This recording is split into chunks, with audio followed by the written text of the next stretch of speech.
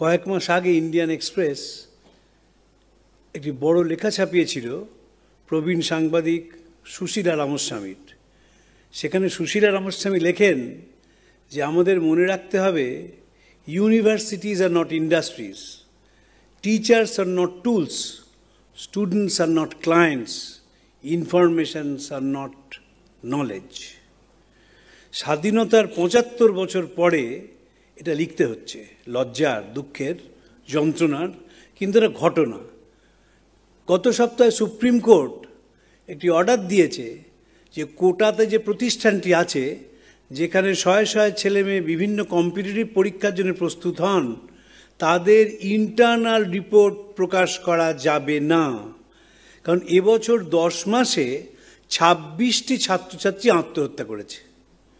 এটাও একটা যন্ত্রণার জায়গা। এবং এই রকম যখন হচ্ছে, তখন প্রকৃত শিক্ষাটি কি আমাদের আলোচনার বিশেষ প্রয়োজন রয়েছে। কারণ আমরা যে শিক্ষা পাই, স্বামীজি বলছেন এটা কোনো শিক্ষাই না। এর ইতিহাস আমাদের মনে রাখতে হবে। 1835 সালে মেকলে কলকাতা এসেছিলেন।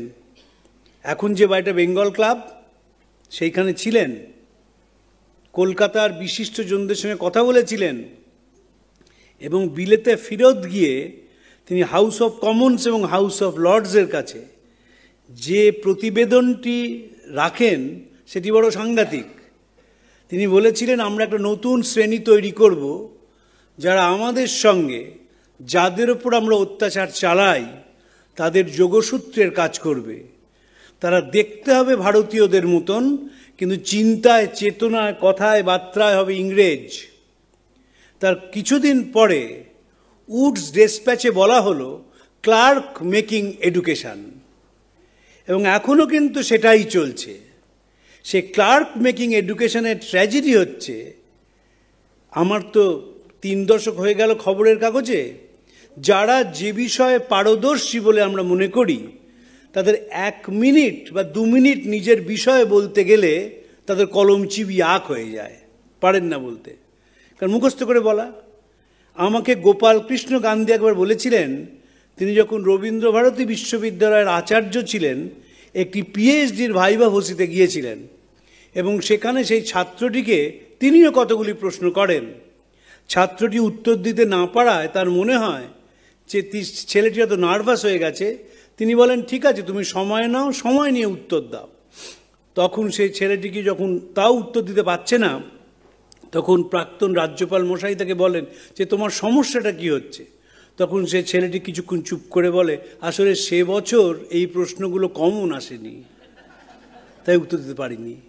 এটা কিন্তু এখনও ঘটনা। আগে আমরা যখন মাধ্যমিক পরীক্ষা দিতাম, তখন একটা ধারণা ছিল যে ভোরবেলা উঠে মুখস্থ করলে কাজ হয়, এবং এক পাড়ায় অনেক ছেলেমেয়ে মাধ্যমিক দিত, কান পাতলেই শোনা যেত বিভিন্ন বাড়ি থেকে এই মুখস্থের আওয়াজ আসছে, ইতিহাস, ভূগোল সব মুখস্থ করা হচ্ছে। তার ফলটা হলো ভয়াবহ। স্বাধীনতার ৭৫ বছর পরে আমরা একটা দেশ পেলাম, যে দেশের মেধা আছে কিন্তু অনুভূতি নেই, যে দেশে তথ্য আছে কিন্তু হৃদয় নেই, যে দেশটা আস্তে আস্তে একটা অদ্ভুত যন্ত্রে পরিণত হচ্ছে, যে যন্ত্রটার মায়াদয়া নেই, কাঁদতেও জানে না। বিবেকানন্দ এই জন্য একটি নতুন শিক্ষা ব্যবস্থা আনয়নের কথা বলেছিলেন। স্বামী যখন রামনাড়ে বক্তৃতা দেন, তখন তার 34 বছর বয়স। 1897 সাল, পাশ্চাত্য থেকে ভারতবর্ষে ফিরছেন, তখনও কলকাতা এসে পৌঁছননি। সেই রামনাড়ের বক্তৃতায় স্বামীজি 2টি পুরাণের চরিত্রকে নিয়ে আসেন, একটা স্কেলা এবং একটি চেরিবিড, এবং এরা দুজনেই সবসময় মারামারি করে। তো স্বামীজি বলছেন যে আমাদের দেশের সমস্যা হচ্ছে Scylla of old orthodoxy and Charybdis of modern European civilisation. বলছেন, আমি তা সত্ত্বেও এই প্রাচীন পন্থীদের বিশ্বাস করি, তাদের অনেক সমস্যা আছে, কিন্তু তাদের পাগুলো মাটিতে পড়ে আছে।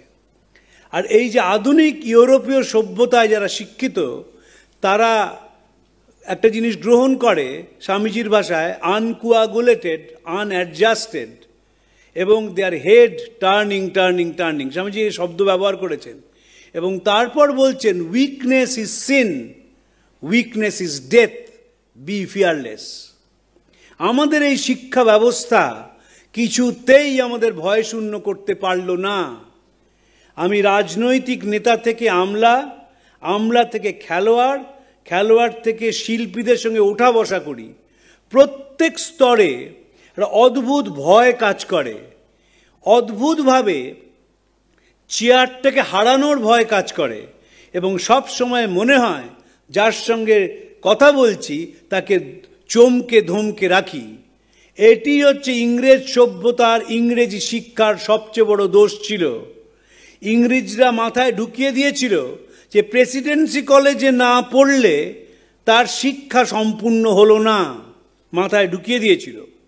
সাথে এও ঢুকিয়ে দিয়েছিল যে শিক্ষা মানে শুধু পুঁথিগত শিক্ষা, এর বাইরের কোনো শিক্ষা শিক্ষা নয়।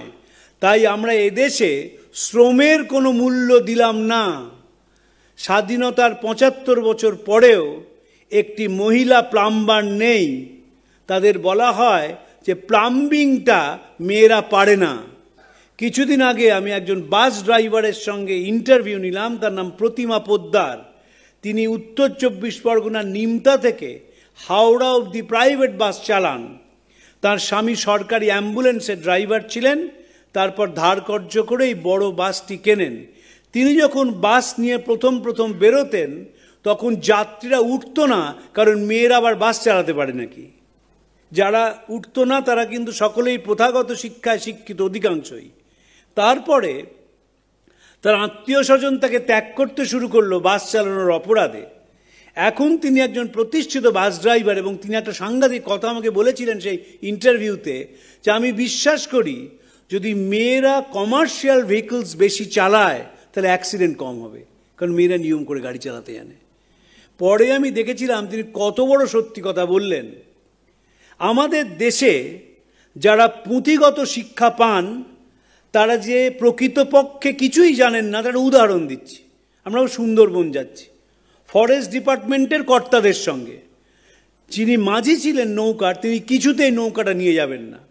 তখন ফরেস্ট ডিপার্টমেন্ট কর্তারা বললেন, আসলে তোমাদের এই বসে বসে টাকা পেয়ে না একটা বদভ্যেস হয়ে গেছে, কেন যাবে না? উনি মেঘটা দেখছেন, ওই মেঘে ঝড় হবে, আমরা যাব না এখন, আমি পরে যাব। তারপর আমরা তো এসে তারা গজগজ করতে লাগলেন। কিছুক্ষণ পরে এমন ঝড় এলো যে একেবারে সে যেখানে আমরা বসেছিলাম সেই জায়গাটা পরে ওলট পালট করে ভেঙে দেয়। যারা কথাগুলো বলছিলেন তারা সবাই ইন্ডিয়ান ফরেস্ট সার্ভিসের লোক। ফরেস্ট কি জানেন না, কারণ দেখেননি তো কোনো দিন। ক্লাসরুমে বসে মুখস্থ করে বনের বর্ণনা পড়েছেন, অ্যাকচুয়ালি তো দেখেননি। আমি একজন খুব বড় সায়েন্টিস্টকে কিছুদিন আগে জিজ্ঞেস করলাম যে আচ্ছা আপনি তো ফিশারি ইনস্টিটিউটে আছেন, পুরুষ আর মহিলা মাছ কি করে চেনেন বলুন তো? বলতে পারলেন না আমাকে বলতে পারলেন না। চেনেন কি করে? একটা ছেলে মাছ আর মেয়ে মাছ চেনেন কি করে? অথচ ৩০০খানা মাছের নাম বলে যেতে পারবেন, তাদের ইতিহাস বলে যাবেন, ভূগোল বলে যাবেন, কোন দেশে হয় বলে যাবেন। বলেন গত মাসে না ব্রাজিলে একটা মাছের কনফারেন্সে গিয়েছিলাম, কিন্তু অ্যাকচুয়ালি মাছটা দেখতে জানেন না। স্বামীজি এই জন্য বলেছিলেন, I want that education by which character is formed, strength of the mind increased, intellect expanded, and by which one can stand on his own feet. আমি সেই শিক্ষা চাই যাতে চরিত্র গঠন হয়, মেধার বিকাশ ঘটে, মানসিক বল বৃদ্ধি পায়, যাতে একটি মানুষ নিজের পায়ে দাঁড়াতে পারে। এই চরিত্র গঠন হয় মানে বিয়ে না করা, গঙ্গা স্নান করা বা নিরামিষ খাওয়া নয়। চরিত্র গঠন মানে নিজের চাহিদাগুলোকে অগ্রাধিকারে সাজাতে শেখা, যেটা আমরা পারি না। আমায় তো অগ্রাধিকারটা সবসময় দোদুল্যমান, কিন্তু যিনি পারেন তাই বলছেন ক্যারেক্টার ইজ ফর্মড। আমাদের দেশে সোশ্যাল ট্রেনিং এবং মরাল ট্রেনিং হলো না বলে আমরা কোথাও দাঁড়াতে পারলাম না। কোনো সোশ্যাল ট্রেনিং নেই এবং মরাল ট্রেনিং নেই। আমি ডেপুটি কমিশনার অফ পুলিশ ট্রাফিককে জিজ্ঞেস করেছিলাম যে রাত্রে যে ভয়ানক অ্যাক্সিডেন্টগুলো হয় গাড়ির, তারা গাড়ি চালায় কারা? তিনি নির্দ্বিধায় বলেছিলেন সবাই ওনার ড্রাইভার, মালিক চালক। আপনারা যখন হাইওয়েতে যাবেন দেখবেন সবকটি থানার সামনে কিছু গাড়ির ভাঙাচোরা অবস্থায় পড়ে রয়েছে, সব মালিক চালক, তারা কিন্তু সবাই পেশাগতভাবে সফল। যে গাড়িগুলো পড়ে থাকে তাদের অনেক কটাই 1 কোটি টাকার ওপর দাম, কিন্তু যেহেতু সোশ্যাল ট্রেনিং নেই তাই কি করে চালাতে হবে সেটা জানেন না, কি করে নিয়ম মানতে হবে সেটা জানেন না। আর যেহেতু মরাল ট্রেনিং নেই তাই কোনো স্তরে মানুষের জন্যে কাঁদতে শেখেন না।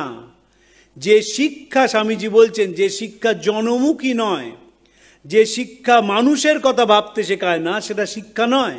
স্বামীজির শিষ্য শরৎচন্দ্র চক্রবর্তী, তিনি প্রচুর প্রাইভেট টিউশন করতেন।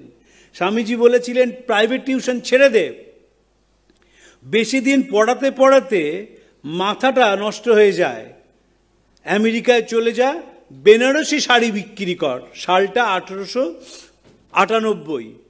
ওখানের মেয়েরা গাউন পরবে, আমি রেকমেন্ডেশন দিয়ে দেবো। হুগলির কিছু মুসলমান তার ওখানে কুলো ঝাঁটা বিক্রি করছে, তুইও আমেরিকায় গিয়ে তোর এই বেনারসি শাড়ি বিক্রি কর, দেখবি অনেক উপার্জন করতে পারবি। স্বামীজি নানা স্তরে ব্যবসার কথা বলেছেন। যখন প্রথমবার বিদেশ যাচ্ছেন তখন জামশেদজি টাটার সঙ্গে তার পরিচয় হয়, এবং পরিচয় হওয়ার সময় তিনি তাকে বলেন যে শুধুমাত্র ইস্পাত আমদানি করলে হবে না, এমন একটি প্রতিষ্ঠান করতে হবে যাতে আমাদের দেশের ছেলেমেয়েরা রিসার্চ করতে পারে, গবেষণা করতে পারে। এবং তারপর যে টাটা ইনস্টিটিউট অফ সায়েন্স, এখন যেটা ইন্ডিয়ান ইনস্টিটিউট অফ সায়েন্স বলে পরিচিত, সেটি নিবেদিতার একান্ত চেষ্টায় হয়।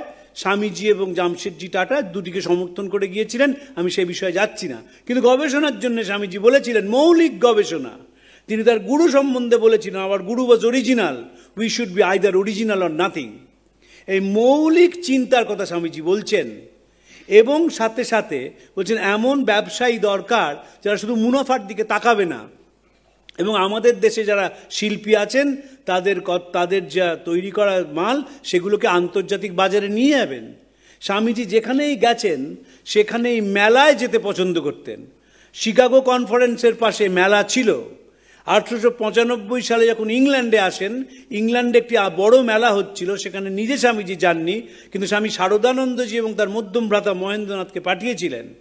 প্যারিস কংগ্রেসে নিজে মেলায় গিয়েছিলেন, এবং যখন স্বামীজি প্যারিস ছাড়ছেন, যেদিন প্রচণ্ড বৃষ্টি হয় 1900 সালে, সে কিভাবে সেই স্টলগুলো থেকে কাঠ ছড়িয়ে পড়েছে চারদিকে, জলে ভাসছে, তার অসাধারণ বর্ণনা আছে। তো স্বামীজি মেলায় যেতেন, কেন যেতেন? যাতে ভারতীয় তৈরি জিনিস আন্তর্জাতিক বাজারে পৌঁছতে পারে। যখন স্বামীজি এই কথাগুলো ভাবছেন, যখন স্বামীজি কথাগুলো লিখছেন, তখন কেউ কল্পনাও করতে পারেননি যে ভারতবর্ষ তার আর 4 দশক পরেই স্বাধীনতা লাভ করবে। এবং স্বামীজি বলেছিলেন, স্বামীজিকে কলকাতায় সম্বর্ধনা দেওয়া হয় 28শে ফেব্রুয়ারি, তার পরের দিন সোয়াবাজার ফুটবল ক্লাবে থেকে সম্বর্ধনা দেওয়া হয়েছিল। তিনি একটি বলে লাথি মেরে বলেছিলেন, we must learn to protest, we are not going to accept the টিরানি of the minority over majority. এই যে নতুন দেশ হবে, তার নতুন আইন কানুন হবে, স্বামীজি সেটি বিশ্বাস করতেন। এবং স্বামীজি বারবার বলেছেন, দেশের অনেকটা ঘুরেছিলেন, তো সেই ঘুরে দেখেছিলেন যে ইংরেজরা আমাদের ওপর কীরকম অত্যাচার চালায়, এবং স্বদেশীয় মানুষরা কীরকম করে তার নিজের দেশের লোককে অত্যাচার চালায়। তাই যারা তথাকথিত শিক্ষিত তাদের বলেছিলেন, তোমরা লং লুট বিদিলিং, তোমাদের কাছে কথা শুনলে মনে হয় ঠান দিদির মুখে গল্প শুনছি। আর নতুন ভারত বেরুক চাষার কুটির থেকে, ভুনাওয়ালার উনুনের পাশ থেকে, ঝোড় জঙ্গল পাহাড় পর্বত থেকে। এটি চিঠিতে লিখছেন। ভয় হয় পাছেই পাশ্চাত্য বীর্য তরঙ্গে ভারতবর্ষের বহুকাল আর্জিত রত্নরাজিনা ভাসিয়া যায়। ভয় হয় ভারতবর্ষ না ঐহি ভোগলাভের রণভূমিতে পরিণত হয়। ভয় হয় এই অসম্ভব অবাস্তব মূলাচ্ছেদকারী ভাবকে অনুকরণ করিতে গিয়া ভারতবর্ষ না ইত নষ্ট স্ততভ্রষ্ট হইয়া পড়ে। এবং সমস্যার সমাধান হিসেবে বলেছিলেন, আমাদের ইতিহাস ছেলেদের মেয়েদের সামনে তুলে ধরতে হবে যাতে তারা সেটাকে জানতে পারে এবং বুঝতে পারে। মাইসোরের মহারাজা 4খানি ঘর খুলে দিয়েছিলেন অর্থনৈতিকভাবে অনগ্রসর ছেলেমেয়েরা যাতে পড়াশোনা করতে পারে তাদের জন্যে।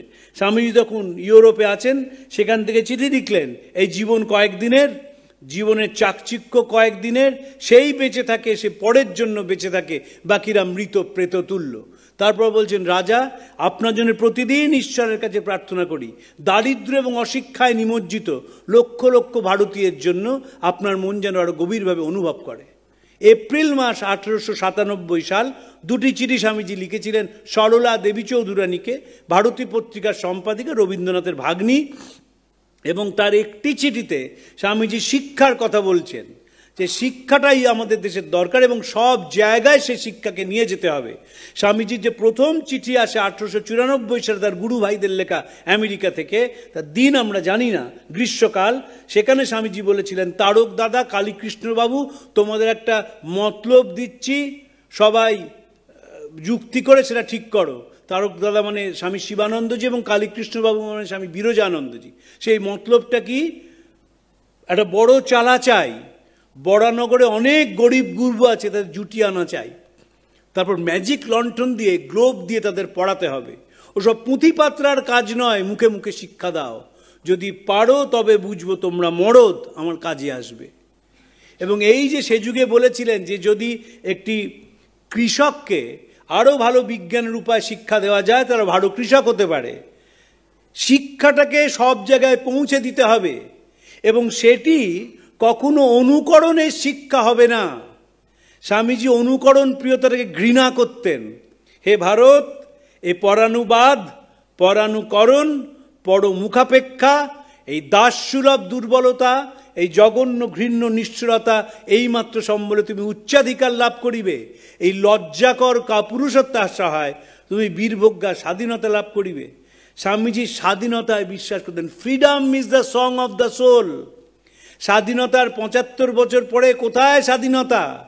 পরানুকরণ প্রিয়তা একটা লজ্জাজনক জায়গায় গিয়ে পৌঁছেছে এবং এমন অবস্থা হয়েছে যে আমাদের দেশের মাতৃভাষায় কথা বলাটাকে বাঙালিদের মধ্যে বিশেষ করে আমরা একটা অপরাধ বলে মনে করছি এবং মনে করছি যদি ইংরেজিতে কথা বলতে না পারি আমি শিক্ষিত নই। প্রচুর ছেলে মেয়ে আছে, তাদের জিজ্ঞেস করি ফেলুদা পড়েছো? গ্যাংটকে গন্ডগোল, বাচ্চা আংটি বলছে পড়েছি ইংরেজিতে। ফেলুদা ইংরেজিতে পড়েছে, আবোল তাবোল ইংরেজিতে পড়ছে।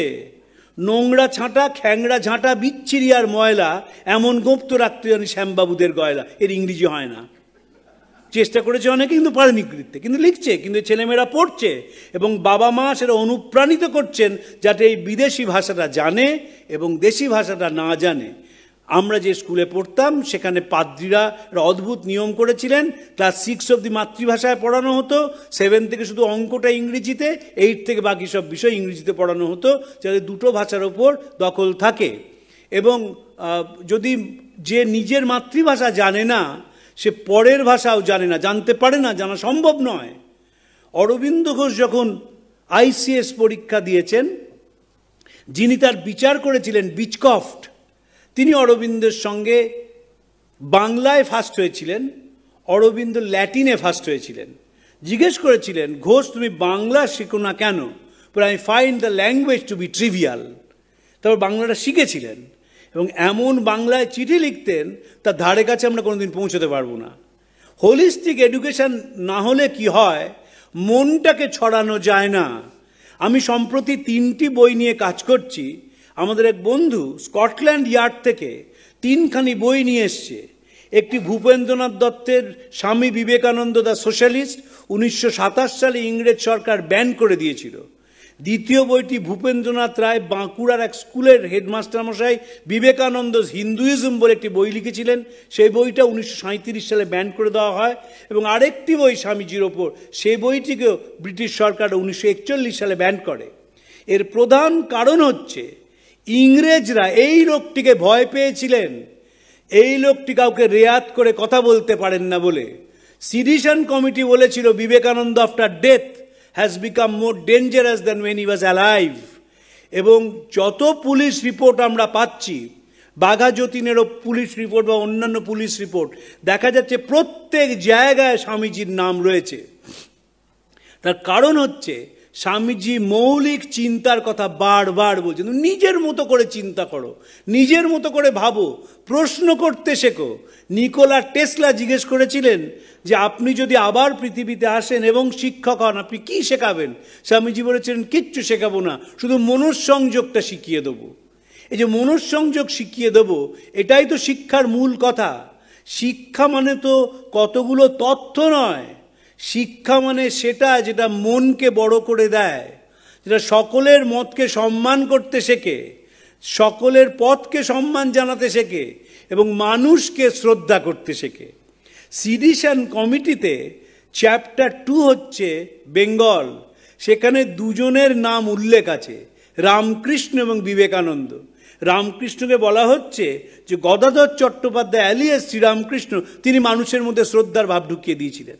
ফলে এই বিপ্লব আন্দোলনের তিনি হচ্ছেন একজন অন্যতম পুরোধা, আর বিবেকানন্দ ভয়ঙ্কর হয়ে উঠেছেন। ভয়ঙ্কর, মানুষকে ঘুরিয়ে দেন। সাহেবরা বুঝেছিলেন যে যদি বাঙালি যেভাবে জেগে উঠছে, একটা বিখ্যাত বই আছে পিটার হিচেসের লেখা, history of bomb throwing incidents in Bengal 1902 to 1910, এমনভাবে কাঁপিয়ে দিয়েছিল ব্রিটিশদের ভিত যে রাজধানীটাকে দিল্লিতে নিয়ে চলে যাওয়া হয়। এবং এই যে ভিত কাঁপানোর মূলে ছিলেন বিবেকানন্দ, যিনি বলেছিলেন নতুন মানুষ তৈরি করতে হবে, সংবেদনশীল মানুষ। আমি চললাম, তোমাদের সব পড়ে রইল, যদি এমন কোনো ছেলে পাই যার ছাতিতে সাহস, হাতে বল, চোখে জ্যোতি জ্বলে, যদি এমন একজনকেও পাই, আমি আবার ফিরে আসবো, আমি কাজ করব, আমি মরব।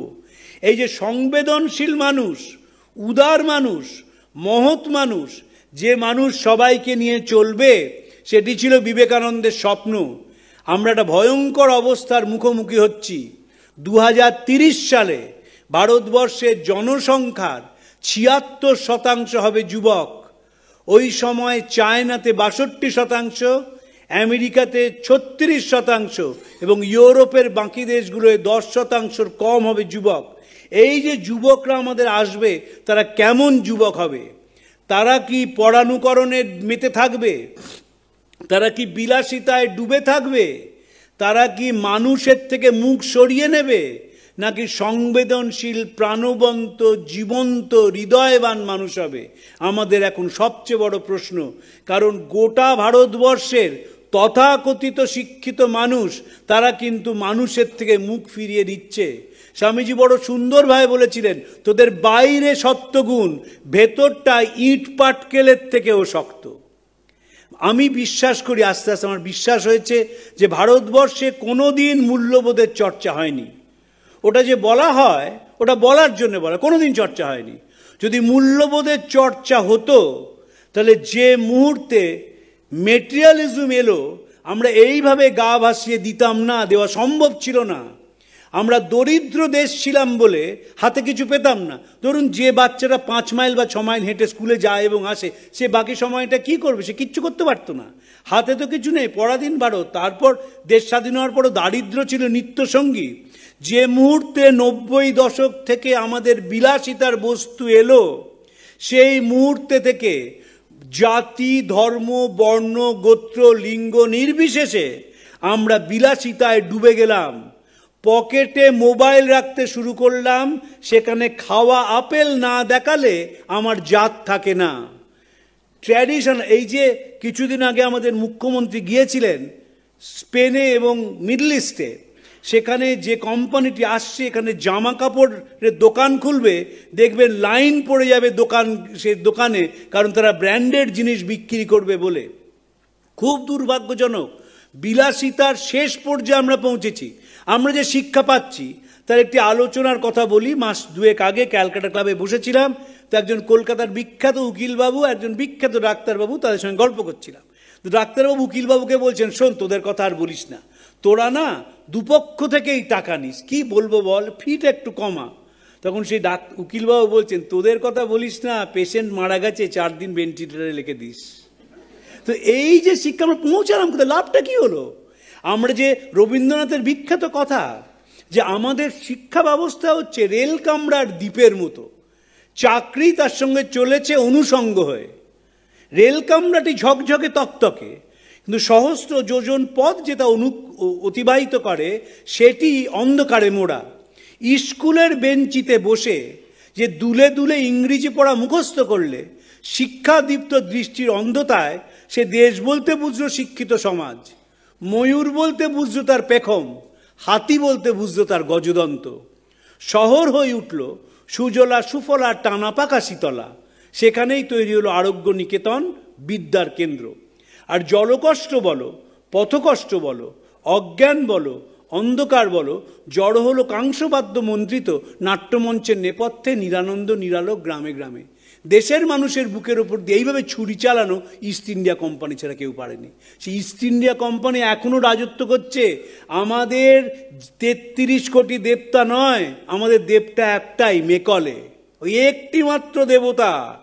যে দেবতা কানের কাছে ফুসমন্তর দিচ্ছে ইংরেজি মাধ্যমে পড়তে হবে, বিদেশে গিয়ে সেটেল করতে হবে এবং ডলারে উপার্জন করতে হবে, বিলাসিতায় ডুবে যেতে হবে।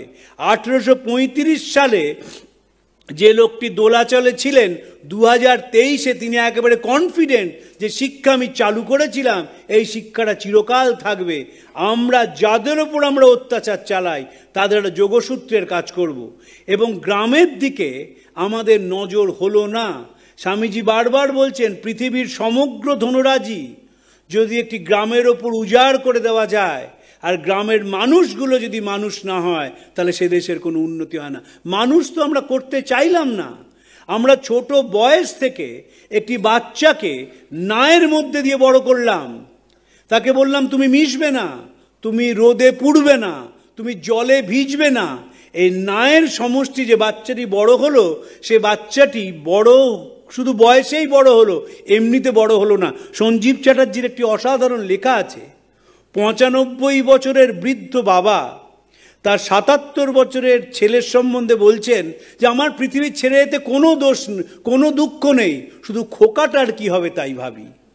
আমরা খোকাটার বাইরে বেরোতে পারলাম না। আমরা যেখানেই যাই, যত উচ্চ পদেই থাকি, যত মোটা মায়নাই পাই, যত দামি গাড়ি চড়ি, 37 তলা বাড়ি, 37 তলায় 2500 স্কোয়ার ফিটের ফ্ল্যাটে থাকি, আমরা খোকা। কারণ আমরা ভয়টাকে কাটাতে পারলাম না। বিবেকানন্দ বারবার বলছেন weakness is death, weakness is sin. ওর থেকে বেরিয়ে এসো। এবং কিভাবে ভয়শূন্য হবে? স্বামীজি জন অরণ্যে হারিয়ে যাওয়ার কথা বলেছেন, মানুষকে আপন করে নেওয়ার কথা বলেছেন, মানুষের চোখের জল মোছানোর কথা বলেছেন। তাই রাজাকে চিঠিতে লিখেছিলেন, this life is short, the vanities of the world are all transient, but they alone live who live for others, the rest are more dead than alive. Holistic education কেন দরকার? পরের যন্ত্রণাকে অনুভব করতে হবে, পরের কষ্টকে বুঝতে হবে, পরের দুঃখকে নিজের মধ্যে ধারণ করতে হবে এবং নিজের ক্ষমতা অনুযায়ী যদি চোখের জল মোছানো না যায়, তাহলে সব কিছু বৃথা হয়ে যায়, তাহলে শিক্ষাটা ব্যর্থ হয়ে যায়। শিক্ষা মানে ঝকঝকে তক্তকে মার্কশিট নয়, শিক্ষা মানে বড় প্রতিষ্ঠান নয়, শিক্ষা মানে এমন একটা অন্তরের অনুভূতি যে মানুষকে সম্মান এবং শ্রদ্ধা করতে শেখায়। এবং সেইটি বর্তমান যুগের সবচেয়ে বেশি প্রয়োজন। হিংসা আমাদের ভেতরে রাজত্ব করছে এবং নতুন নতুনভাবে আমরা হিংসার রূপ দেখতে পাচ্ছি। ধর্মীয় মানুষকে হিংসা, অন্য জাতের মানুষকে হিংসা, গ্লোবালি, শুধু এদেশে নয়। আমি 2টি খবরের কাগজ প্রত্যেক দিন খুব মন দিয়ে পড়ি, একটা নিউ ইয়র্ক টাইমস, একটা ওয়াশিংটন পোস্ট, এবং সেখানেও দেখতে পাচ্ছি প্রতিদিন ভায়োলেন্স বাড়ছে, প্রতিদিন হেট্রেড বাড়ছে, প্রতিদিন ডিসরেসপেক্ট বাড়ছে, প্রতিদিন মানুষকে পণ্য হিসেবে ব্যবহার করা হচ্ছে। বাঁচতে গেলে রামকৃষ্ণ বিবেকানন্দ ছাড়া কোনো পথ নেই। আসতেই হবে, মিশতেই হবে, আপন করে নিতেই হবে মানুষকে। এবং সকলের মধ্যে যদি নিজেকে আবিষ্কার করা যায়, তাহলে জীবনটা অর্থবহ হয়ে ওঠে, জীবনটা একটা নতুন মাত্রা পায়। এবং সেই মানুষের যন্ত্রণা সেই মানুষের সারা মুখে কখনো যন্ত্রণার ছাপ ফুটে ওঠে না। এটি ঘটনার কথা বলে শেষ করি। একবার আমরা হিমালয়ে যাচ্ছি, প্রত্যেক বছর এক সময় যেতাম, তো আমাদের গাড়িতে একজন সাধু উঠেছেন।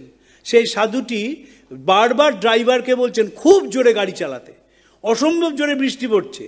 19-20 হয়ে গেলে গাড়িটা খাদে পড়ে যাবে। এবং আমরা কিছুক্ষণ কথাবার্তার পরে বুঝলাম তাঁরও বাঙালি শরীর। জিজ্ঞেস করলাম যে আপনি মহারাজ এত তাড়াতাড়ি গাড়ি চালাতে বলছেন কেন? বৃষ্টিতে তো যে কোনো সময় চাকা স্লিপ করে যেতে পারে।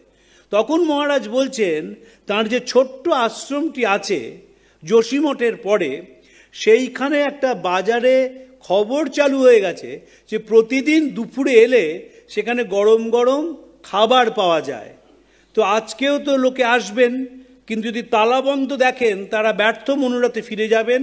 শুধু তাদের কথা ভেবে তিনি গাড়িটাকে জোরে চালাতে বলছেন, জেনে যে যে কোনো সময় দুর্ঘটনা হতে পারে।